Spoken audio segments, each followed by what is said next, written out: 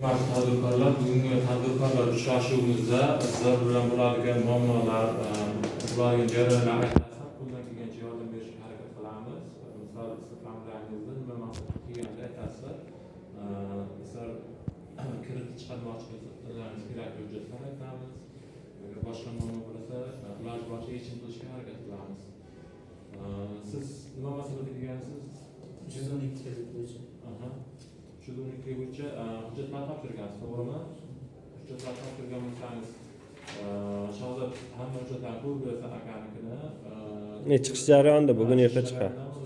Tezlashtirib beringlar va kamchilik bo'lsa kamchiligini aytish kerak, bo'lmasa shu nimalarni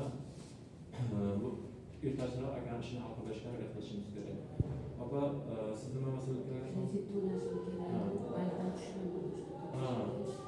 Nima qilishingiz kerak?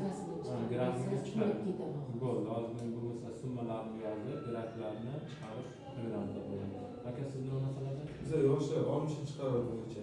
60 son qaror bo'yicha hujjat topshirganmisiz? Topshirganmiz, jarayonda. Jarayondan bo'ldi. Tezkorlarda hal qilganmisiz aka? Aka, kim siz islomingiz? Afsonaga siz nima masalada kelgansiz?